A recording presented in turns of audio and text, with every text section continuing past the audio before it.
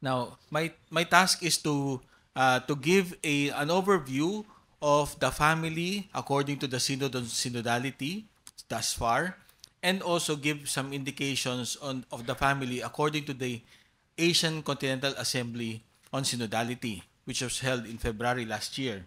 And then Sister will proceed with the national synthesis on family and life, and then segue to the uh, role of mental health in this process.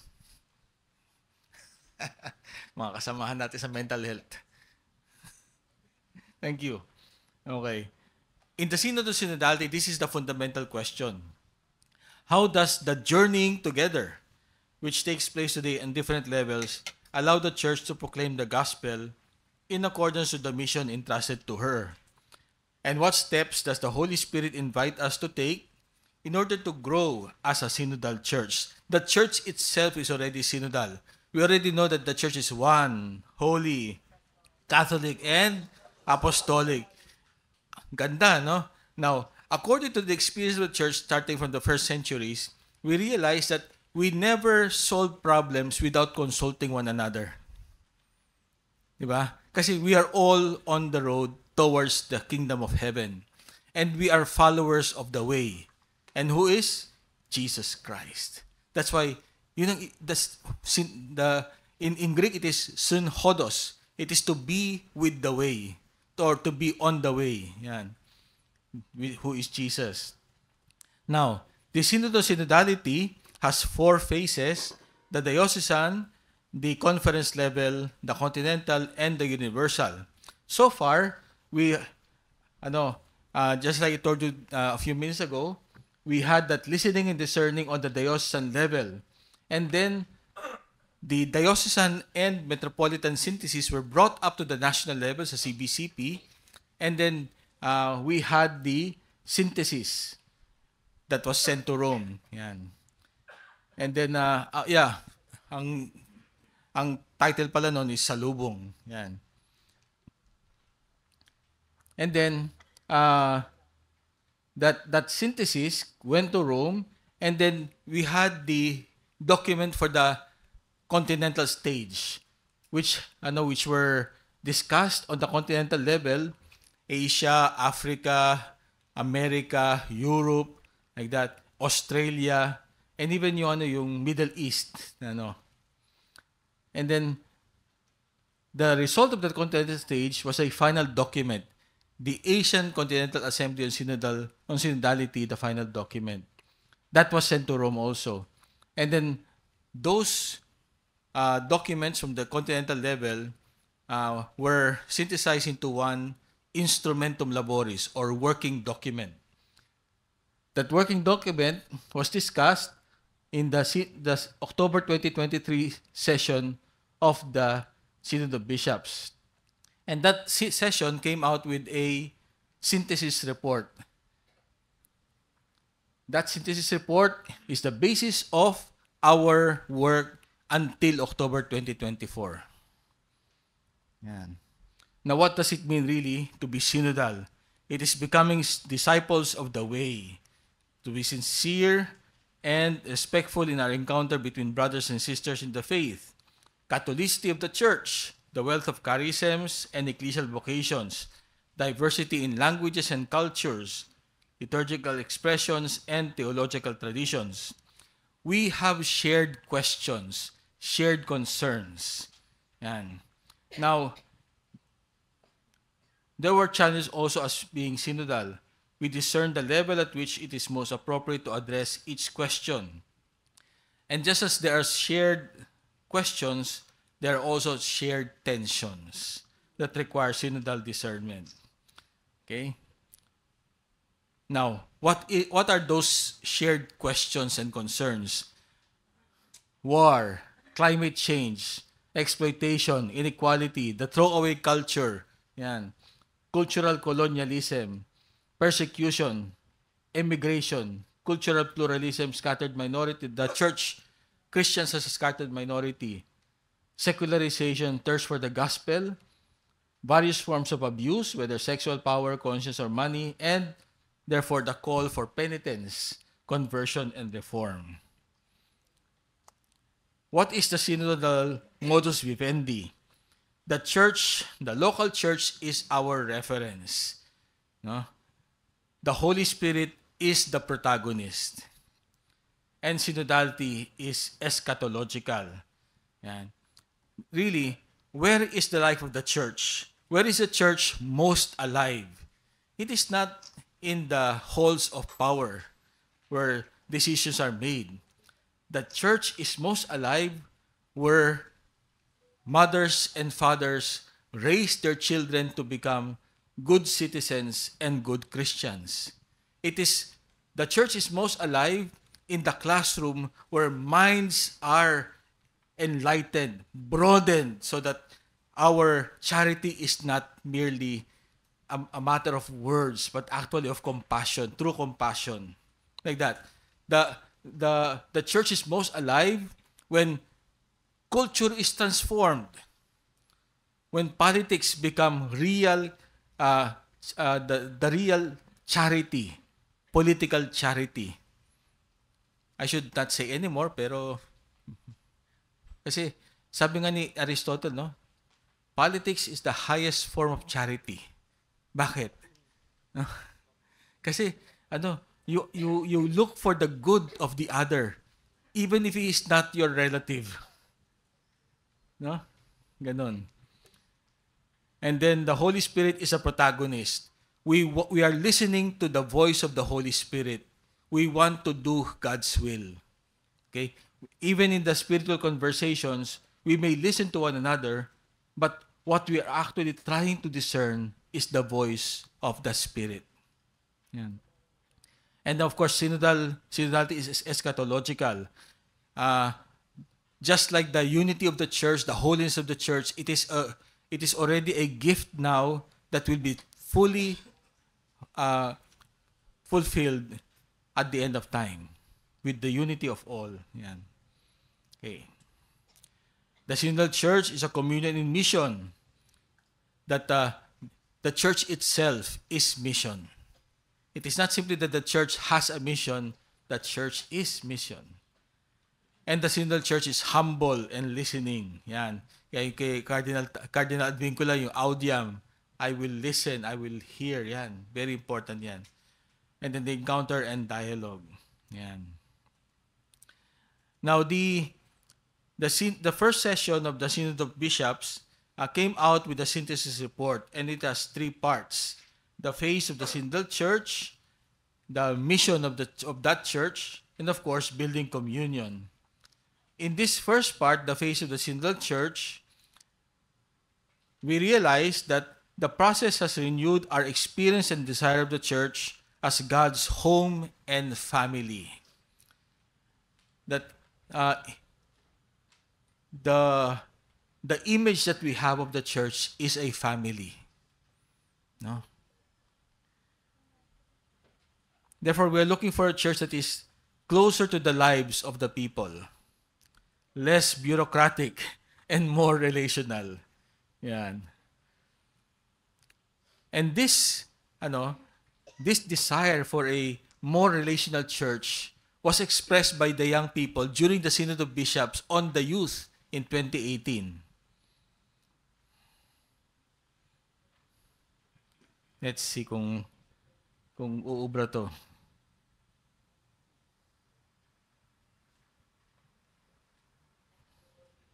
Walang audio. Teka ha. Teka muna, tama na muna yung sayaw. Teka.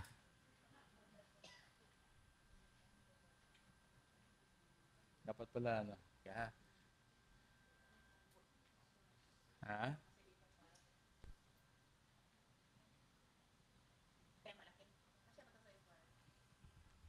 Hindi. Sounds pero sige lang.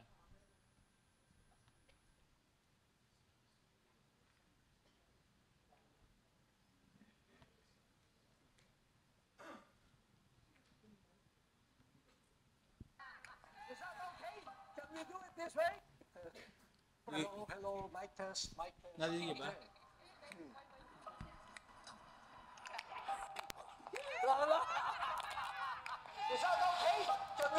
this way? Why not? Okay. My dear young people of the world, especially the young people in the churches of the world, we are here in the Synod of Bishops, and the meeting is about to end, but the Synod will continue. Where you are, in your homes, in your parishes, in your schools, the celebration and the implementation of the Synod will continue. So, I want to thank all of you, young people, especially these ones behind me. You young people, have taught me, have taught the elders valuable lessons about humanity and about following Jesus. And I hope you will continue teaching us. And I also hope that we elders could have something to teach you. So let us journey together in this common path of becoming a better church and a better world.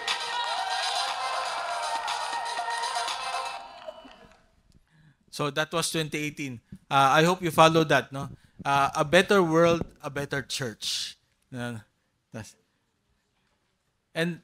you know that one was shot on October 29, 2018. The first session of the synod on synodality ended with the mass on October 29, 2023.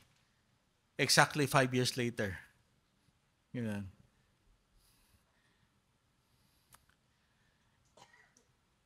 The part 2 is all disciples, all missionaries. And what do we hear? What do we see here? The family is the pillar of every Christian community. Parents and grandparents and all those who live and share their faith in the family are the first missionaries.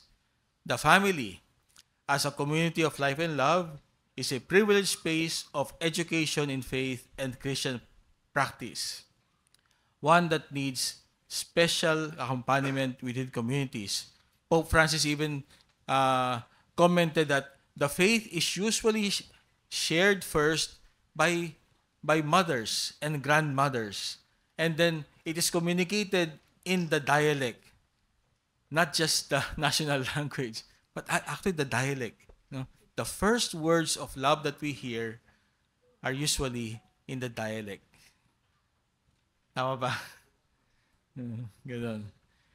Support is especially needed, therefore, for parents who must reconcile work, including within the church community, and in service to its mission with the demands of family and life.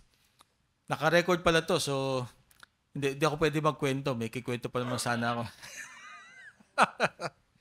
Next. Matters for consideration. Pastoral structures, therefore, need to be reorganized so that they can readily recognize, call forth, and animate lay charisms and ministries, inserting them into the missionary dynamism of the synodal church. Now, the structures will primarily be at the service of the mission that the faithful carry out within society, in the family, in work life, rather than focusing exclusively on internal matters or organizational concerns. Priorities. No?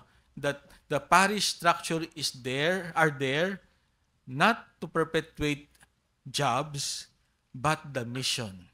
And the mission is, of course, we praise the Lord through liturgy. We teach the faith, and then we serve the poor. But also, we build families. We educate children. We take care of the sick. We take care of our common home. We build peace. We build bridges like that. And life in the parish should actually serve those mission. The third part is on weaving bonds and building communities. And here we have a synodal approach to formation. The first formation, in fact, takes place in the family. It is here that we usually receive the first proclamation of faith in the language, indeed in the dialect of our parents and grandparents. Those who carry out a ministry in the church must therefore intertwine their contribution with the wisdom of all the faithful people of God in a cooperation that is indispensable to the community. This is the first sign of a formation understood in a synodal sense. Sister will give more flesh to this later. Yeah. The first formation is in the family. And even especially for the youth, no, that the Christian community can support families in ensuring that the online space is not only safe but also spiritually life-giving. Why? Because during the pandemic, we realized that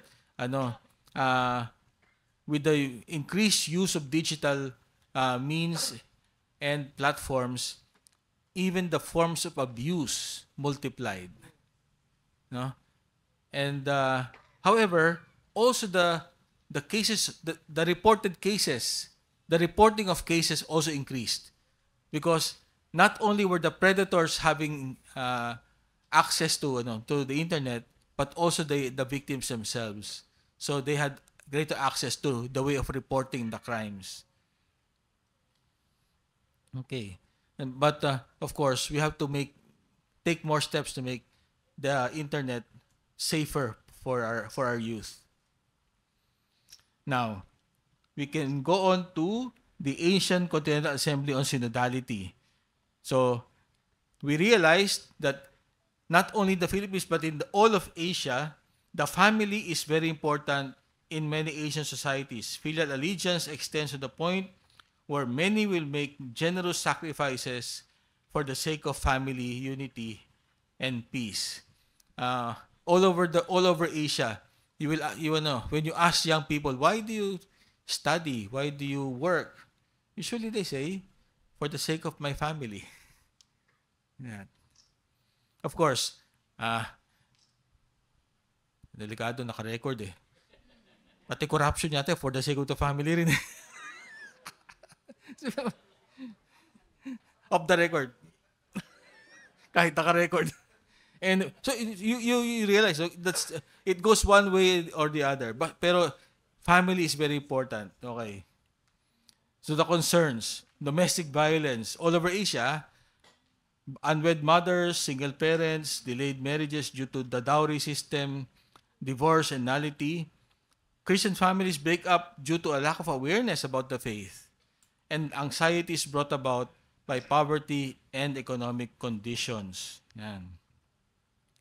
Other concerns, excessive individualism, along with various economic trends, render embracing family life as undesirable for many. Parang dahil mahirap, parang wala na karapatang lumigaya. Hindi, wala na karapatang magpamilya. Ganon. Concerns. In some countries, abortion is masquerading as a women's rights issue. In others, abortion is promoted as a means of population control and eugenics. This is also a disastrous culture of silence in cases of domestic violence, incest, honor killing, etc. Therefore, there is a need to promote the spirituality of family life, to reflect the call of the family to be a holy sanctuary. Ganun. Yan. Terrible, but this is also an opportunity for us to step up. Yeah. Concerns. In some parts of Asia where communities are aging, the care for the elderly must also be given attention. At least in the Philippines, according to our latest, is we are still respectful for and caring for our elderly. But we should be, we should not take it as a given. Next, the rising number of marriages in Asia that are interfaith and intercultural calls for greater pastoral attention, as this can be both challenging and also an opportunity to grow in respect for other religions and cultures. There was usually it's a problem, no? Kapag magkaiba ng relihiyon, buti pa wag nang pag-usapan ng religion, no? Ganon. But we have experiences in which interfaith families are the first school for interreligious dialogue. Lalo na when, for example, they move on to schools to politics, to business, the experience of welcoming other faiths can be helpful. Okay. I'd like to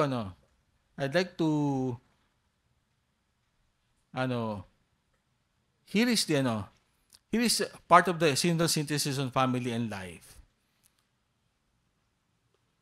The family is a cradle of synodality, where we first learn to stand on our feet and to walk together and stand for what is right. The first step in synodality, therefore, is to strengthen the family bond, promoting its growth in the faith, making it the center and subject of parish programs, providing safe opportunities for the young to heal, to grow, to volunteer, and to serve. So with that, I give the floor to Sister. Good morning. May mga Bisaya ba dito? Magandang umaga o maayong buntag kaninyong tanan. Bisaya ko, no? So, ipinanganak ako sa Cebu. Lumaki ako sa Mindanao. Lalong tumaba ako dito sa Luzon. Yan. Okay, so this time we're going to parang sorry. Parang tinapos ko na kaagad. Okay. So, we're going to discuss we're going to discuss the real life situation, no? How can we really see or make our family the first school of synodality? Of course, it's already true. But is it really happening in reality? Okay. So here, we have ang pamilya na naglalakbay tungo sa matagumpay na buhay. Okay, so journeying together is really fulfilling God's will for the purpose of our lives.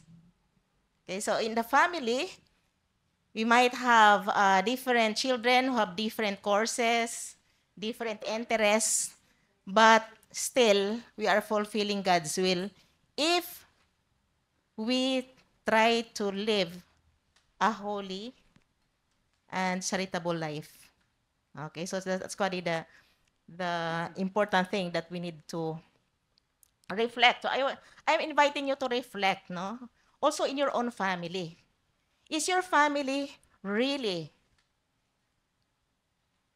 doing this synodality, journeying together?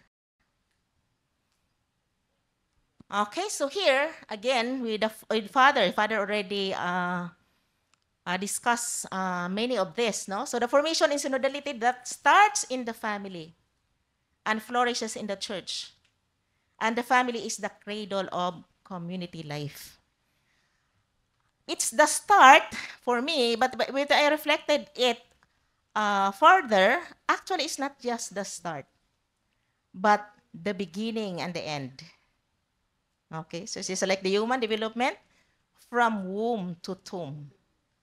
Family, the role of the family, the role of parents does not stop when children become priests, doctors, president of the Philippines, no? So always, we are always part of the family. Sino ba ditong wala na sa pamilya? Wala nang pamilya. So we may journey together until death. We are members of the family, of a family.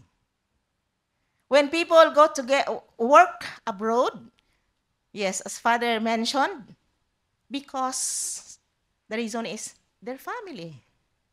Bakit ka ba bumabangon? Yeah, coffee yan, di ba? Bakit ka uminom ng coffee? Upang productive ka sa work mo. Bakit? Para kanino? Para sa pamilya. Para sa mga anak mo. Actually, we have This is an example. I'm teaching at the College of Science and in the graduate school, but we have one employee at the College of Science that she has a cancer.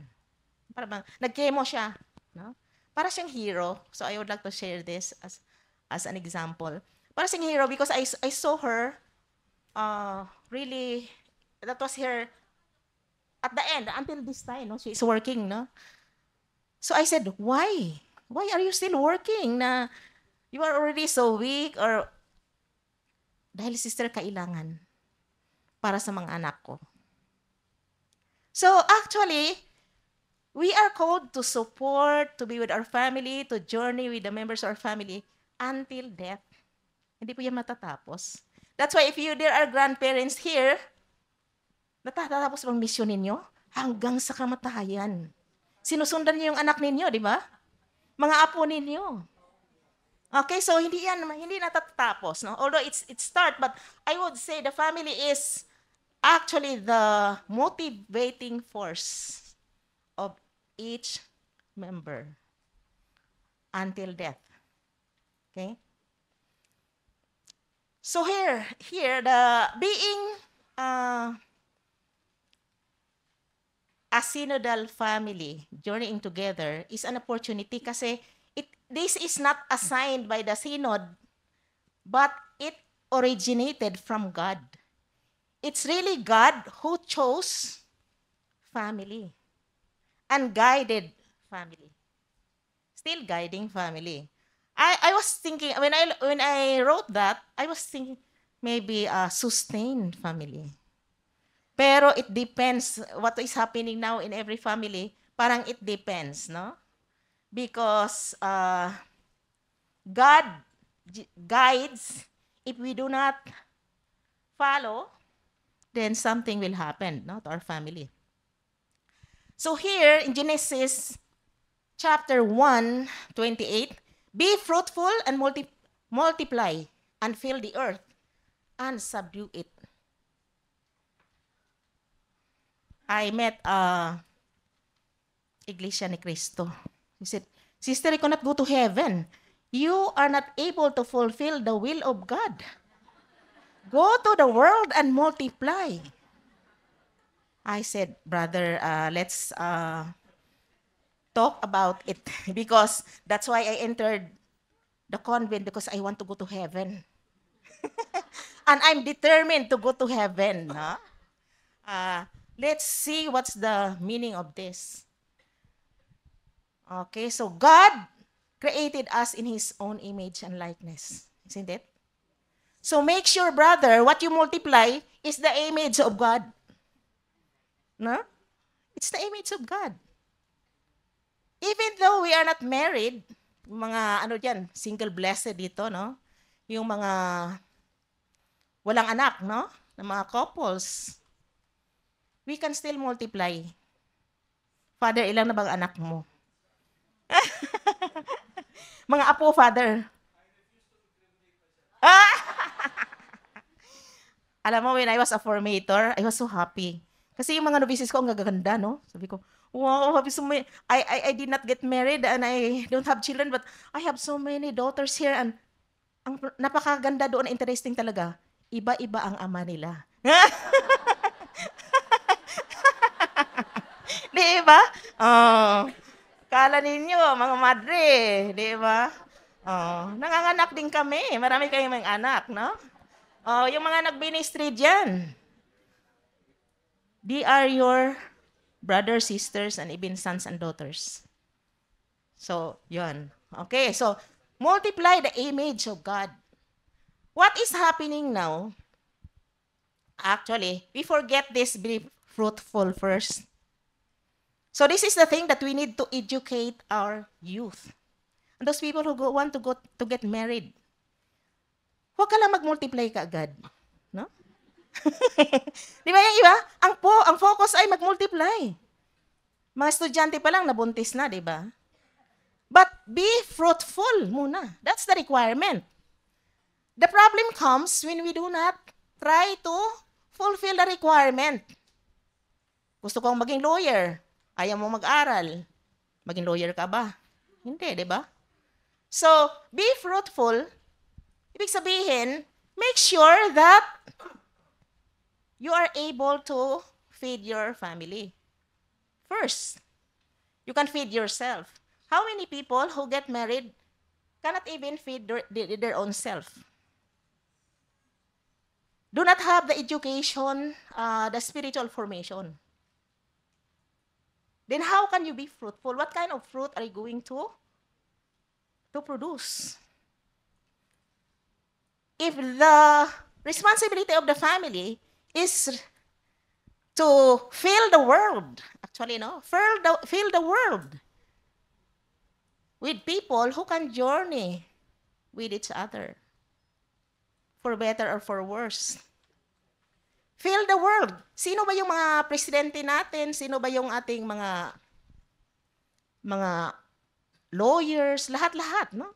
Throughout the world, they are members of the family.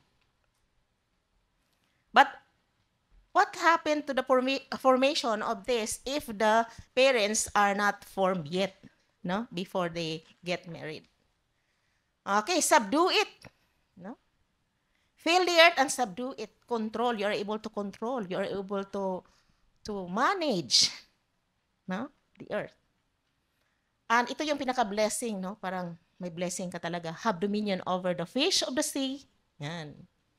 Over the birds of the heavens. Lahat-lahat. Ikaw na yung boss dyan. May control ka na dyan. Okay? Kaya ako hindi ko na, okay lang sa record. Kaya ipaglaban natin yung ating West Philippine Sea. Kasi, yun na yung utos ng Panginoon, di ba? We have to, what is dominion? We have to take care of it. Okay? Okay, so, again, ito na yung, nasa ano na din to. No? Nasa inyong papel. So, since our time is limited, diretso na ako dito. So, the family is the cradle of synodality where we first learn to stand our feet and walk. Okay, so, yan, reflection again. Do we consider our family as a very supporting place, no? For walking through life. O, mga kapitbahay ninyo, because we are responsible, no? How can we help those families whose family is not a place, is not a safe place? Di ba? Yung may mga victims nga of incest, no? Abusive parents. So, how can we help them? Okay, opportunities. Yan. Okay, Psalm 128. Blessed are all who fear the Lord. Okay, so here is the blessing here. You will eat the fruit of your labor. Blessing and opportunity will be yours. Okay, so if we do the will of God, if the family fulfill God's will or do the mission assigned by God, then we will be blessed. And what happened? May you live to see your children's children peace.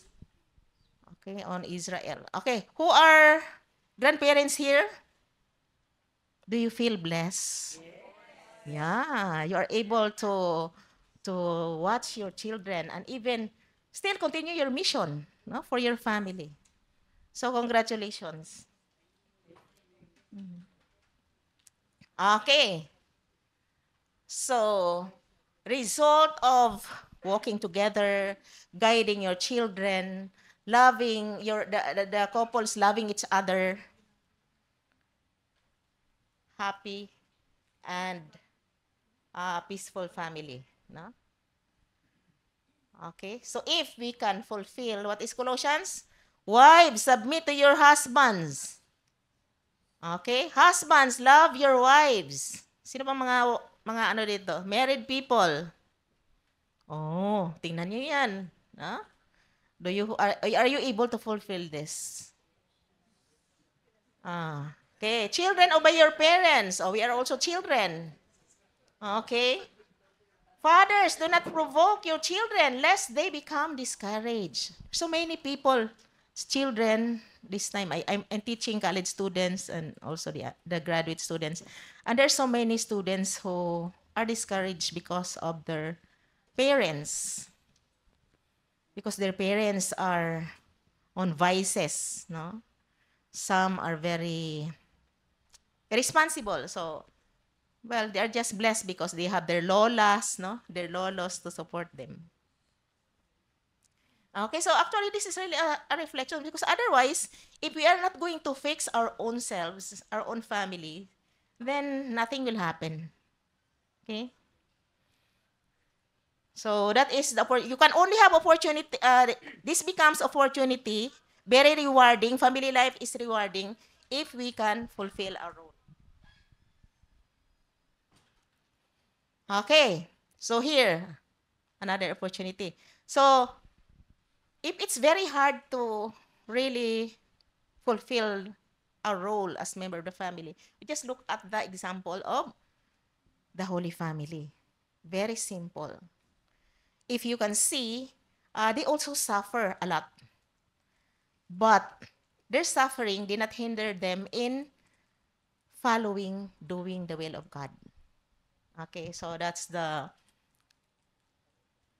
Okay, it's also a challenge because when we see, there's like what Father presented, there's so many problems in the church. And the problem also starts in the family. Diba?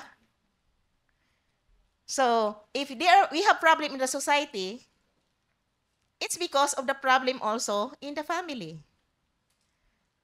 So, if there are robbers there, because that person was not able to, was not formed well in the family.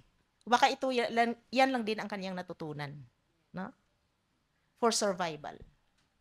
Okay, so we really need to, here in the Philippines, tingnan nyo, in 2021 pa yan, no?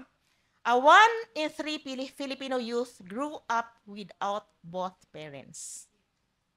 Okay? So what happens, no?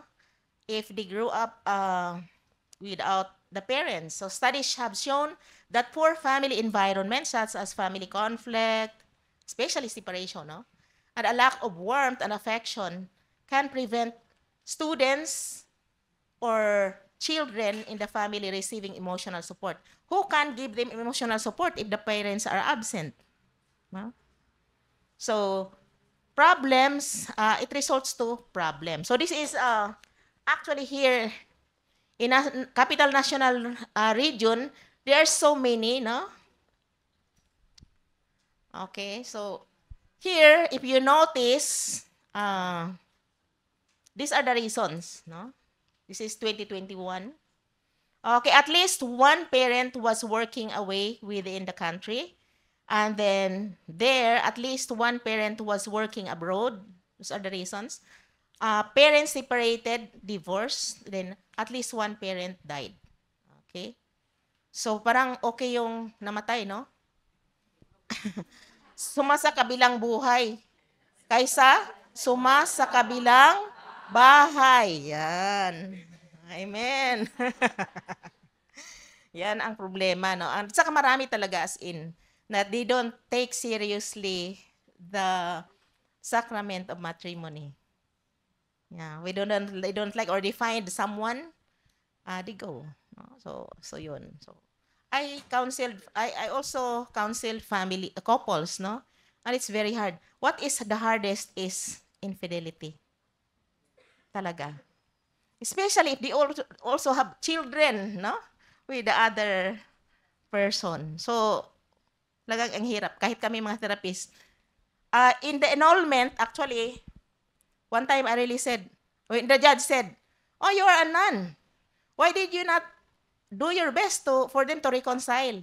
Eh, yung babae matanda na. Yung lalaki mas bata. Tapos may anak na siya doon sa ano. Sabi ko, ayaw na talaga niya, di ba? Ng lalaki sa kanyang asawa. Eh, pilitin mo ba yun? so yun talaga yung mahirap. So, I help them in their annulment. So yun, this is already the question for each one of us. Is your family dysfunctional? Okay? And we hope that we are not the cause of dysfunction, kasi tingnan mo naman to, ako natakot din ako dito eh, no? Kindly read. Makabasa ba kayo? Sige. Those.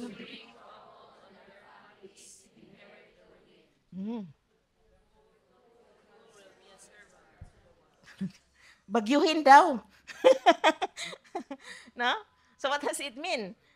Talagang there will be many trials in your life. I think if you notice also, those people who really left their family, they are not that happy. No? Or if they are the cause of dysfunction. So dysfunctional family members rarely communicate. So is your family communicating well? No? Okay, so there might be a lot of yelling. If when they communicate, when you say communicate, it's not that you talk like yelling is not a proper communication. So even if you fight a lot, it does not mean that you are communicating. So there is a proper way of communicating.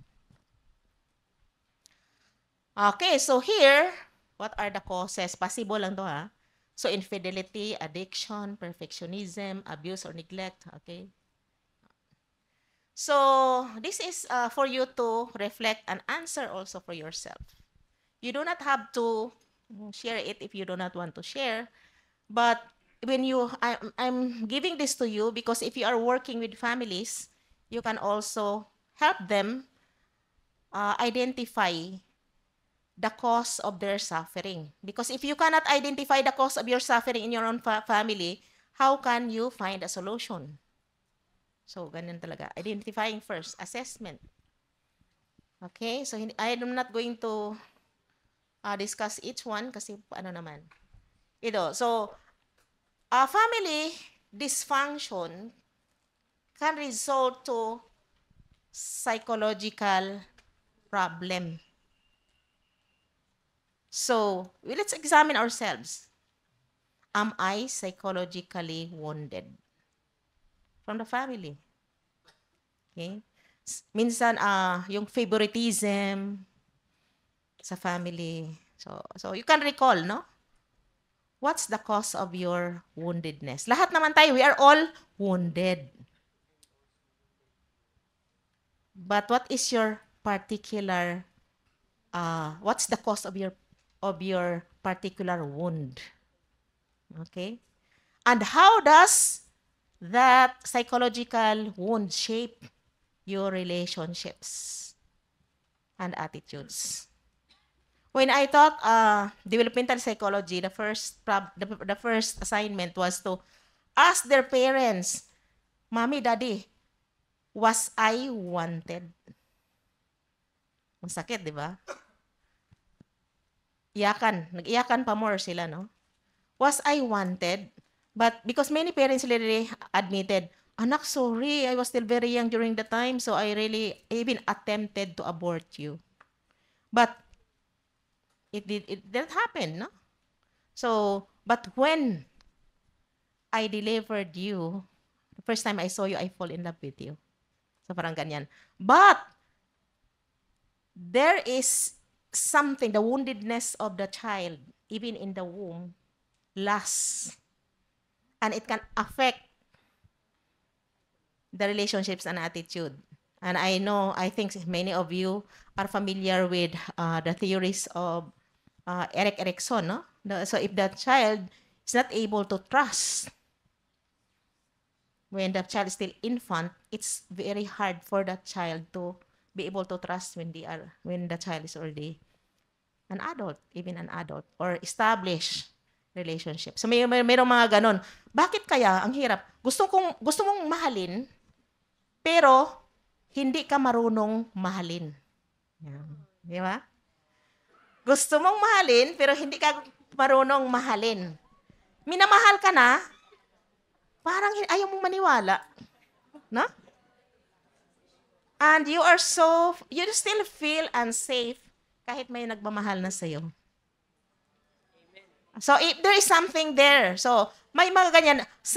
For some people, the psychological effect, the woundedness is so deep that it can only be healed through, psychotherapy. Okay? What's the difference between counseling and psychotherapy? Counseling is for mild problem. Psychotherapy is for deep-seated problem. Kasi, we have to scan where is this coming from. Kaya kahit sa womb pa. So, we have to scan it. Okay? Okay, so another possible effects of family dysfunction. Yan. So, these are the causes already. It can be the effect kasi mag-vicious cycle po yan eh. Like for example, if you're abused in your family when you were still a child, because that's a form of discipline, if you don't have formation, walang pinoprovide yung church na i-form yung di ba? Yung mga tao, no? With regards to abuse. When you get married, abusive ka rin. Diba? Because that's the only discipline you know. That's the way to discipline a child. No? So, it's really, it will continue. And of course, this bullying na I notice in the family talaga. So, I try to also to try to detect this. Isn't it that sometimes we make a recreation out of children? Pero yung recreation na yun, paiyakin natin sila. At ang saya-saya natin na pinapaiyak natin sila. Ang pangit mo! Di ba? Ang pangit mo. Parang hindi kita anak. Parang ganyan ba? Tapos pag iyak na nila, ang saya-saya mo. That is bullying. We have one sister na ganyan, victim of that. Pero sa family, wala yun eh. Nag-ano lang naman, parang ginagawa lang ng katatawanan, di ba? So, what happened? The child grew up with very low self-esteem. Takot na takot siya. Kahit alam niya yung answer sa school, ayaw niyang tumayo kasi pangit siya eh. So that's why you need to educate parents also. So, stop bullying, no? Parang try to lift up your children, the spirit of your children. If it happens in the family with yung parang siblings, sana sawayin, no? So, please do not do that because the effect is really lasting. It can affect the person's whole life. Okay, so what should we do? So according to the synodality, strengthening, healing the family as the first school of synodality. So how can we heal? Actually, we need to start with our own family. So the first step in synodality, therefore, is to strengthen the family bond, promoting its growth in the faith, making it the center and subject of parish program. So yun. So this is a mission also of the church, the educators, lahat, And then, providing opportunities for the young to heal, to grow, to volunteer. So how can you heal? If you're already victims of negative put down words, in your family. So change it. Praise the person when the person is able to do something good. Yun. Iwasan yung mga, yung iba kasi parang naging mannerism. Minsan nagulat lang ako, yung parang magbarkada, ang saya-saya nila nagkwentuhan, di ba? Tapos mayon sabi nila, gago. Di ba? Di ba? Pero yun? Wala yun sa sarili. So, we really need to make them aware of the effect of those. Kasi wala yun sa'yo. You don't have the intention. You don't really have the intention to put down this person, to ruin his life. Pero, naging yung coursing, di ba? So, those things that we need to. So, how can we heal? Therefore, as the elect of God, holy and beloved, put on a heart of compassion, kindness. So, this one, if the family, each member of the family can practice this, in communicating, so that would be the beginning of healing. And when families are healed, the whole world is healed. Okay. So, we are all wounded. But now we have the freedom, actually. When we were children, we were helpless. But when we are already adults, we have the right to choose. If, how we're going to use our woundedness. Okay? So now, you must put them all away. Yung anger, wrath, malice, slander.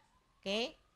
So, it's actually a decision not to make our painful past to guide or control our relationships. But that is not actually easy, no? So, yan. Okay, the habit of hurting, bullying, cursing, so we need to stop that. Name calling, using put down words, and favoritism in the family, and etc. Okay, so if it is also a biblical basis for this. Okay, let no unwholesome word proceed from your mouth, but only such a word as is good for edification according to the need of the moment. Okay, so parang sinasabi, kung hindi ka makapagsabi ng magandang sasabihin, huwag ka na lang magsalita. No? For your children. No? And of course, we also need to discipline the children, but do not hurt them so much. Okay, so for the land is full of adulterers. Yan. So what happened, no? Ano na yung mangyaring challenge natin, but it's very hard, okay? The pastures of the wilderness have dried up. So this, even the coursing, no, is really, when you course in your family, you are driving away the grace of God. You are driving away goodness. That if you notice, those people who curse, like our neighbor, always cursing, they are so poor and they really have a hard time. Kasi that's why when I also see this, I said it's really true, no? When we curse, we drive away the grace of God. Okay. So if you notice in yourself, no, because we cannot heal others if we also need healing, di ba? Because we can only heal others if we have already worked with our own hurts. Okay, so may example doon na magkaibigan na lasing, no? Yung isa nahulog sa bangin. At actually sa probinsya di ba may parang wheel na malalim. Nahulog siya doon. Di sabi niya, "Pare, kumuha ka ng ibang tao na makatulong sa atin." Lasing din siya. Tumalon siya doon. Diba? Tumalon, sabi, galit na yung isa. Tingnan mo naman, gabi pa naman yun, madilim. Wala na makatulong sa atin. Bakit ka tumalon? Sana naghanap ka ng tao na makatulong sa atin. Sabi niya, huwag kang mag-alala, pare. Alam ko to. Palagi na pala siya nahulog doon. At saka, he was able to create yung parabang hagdanan doon sa gilid. Halika dito, pare. Ayan. And that is an example that if you have already resolved your own problem, you will be able to help other people. Yan. Okay? Okay, so woundedness can be severe. And many people that have mental health problems. That is why our government really, and even the whole world, is really advocating this mental health that should be available even in the barangays. So in Deuteronomy, the Lord will strike. Hindi yung parang psychological problem in the Bible. Meron din pala talaga, no? Okay. The Lord will strike you with madness and blindness and confusion of heart. Here, God was warning the Israelites about rebelling. So, ano yung na pwede tayo? Mga rebellious, no? Pero nakita niyo yung mga nagre-rebel na mga anak naging addicted sa drug, vices, alcohol, di ba? So that can be a result, no? Oh, worshiping, not recognizing God as God can be a cause of mental health illness. Because you can only focus on the negative. You cannot see the positive side of the experience. Okay? Okay, so are you willing to be a wounded healer? Wounded healer, I treat a person who has I think two persons na they were victims of incest. Actually, we say if you are victim of incest, your self-esteem is zero below the ground. So with the therapy, what is actually the technique there? I just have to, especially if you are religious, if you know the Bible, reflect on the life of Jesus, no? Life of God. Jesus was suffering, but it did not hinder him to fulfill God's will, to love, to give himself. Why? Because he knows that's part of God's plan. So, one thing that can help us heal ourselves and others, no, is to believe that nothing God allows to happen when it is not, if it's not for our good. Mahirap yan, di ba? Sa incest, journey talaga yan. What is good that we can do? We can see in that if you are a victim of incest. So, yan. It starts with forgiving, analyzing what's happening, no, nothing like that. But then later on, the persons were able to recognize that what happened to them became the preparation for their apostolate. Because these people became therapists for victims of incest. And actually, they also noticed that those people who were abused were attracted to them to ask for their help. And since they were victims of abuse, incest, it was easier for them to help those other victims. So yun yung sinatawag nating wounded healer. Okay?